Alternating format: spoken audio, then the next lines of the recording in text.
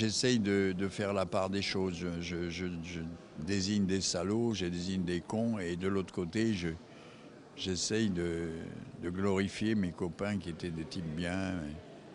Parce qu'il y en a eu, il n'y a pas que des ordures, hein, il y a des gens bien. J'ai quand même beaucoup d'amour pour certaines personnes. J'ai toujours eu un problème dans la vie, c'est...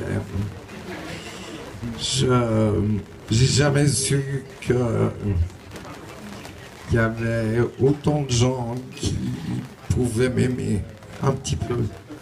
Christophe fait partie de ces acteurs qu'on aime beaucoup, parce qu'il y a des acteurs qu'on n'aime pas, et comme je le dis dans mon livre, mais Christophe, c'est un personnage exceptionnel, c'est un pur, un grand pur qui a eu une vie assez bizarre, parce qu'il habite à l'hôtel toute sa vie, il habite à l'hôtel, c'est quand même assez curieux.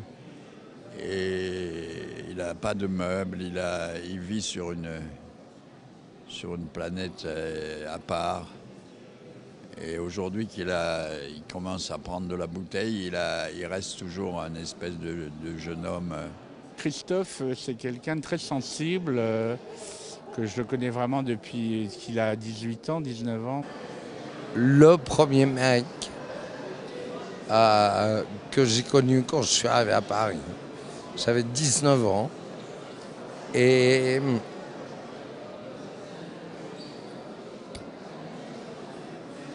je sais pas, je dirais que si j'ai une référence d'amitié profonde dans ce métier, c'est difficile dans le show business, c'est Dominique, qui est un mec, alors lui, quand on parle d'intégrité, c'est un mec qui est tellement droit, qui est tellement intransigeant par rapport à ça, par rapport au cœur.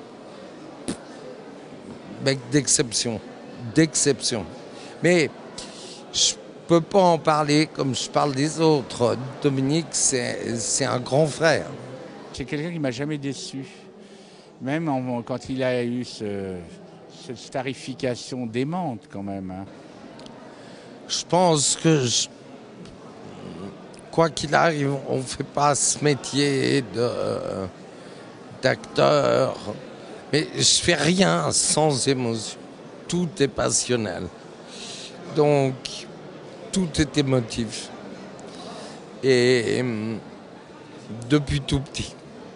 J'ai des amis, mais ils sont morts. Parce que si tu veux, les amis que j'avais, Bourvil, Jacqueline Maillan, Freinet, Rochestroheim, Jules Berry et Orson Welles, Louis Jouvet, Fellini, ils sont tous morts. Et Visconti.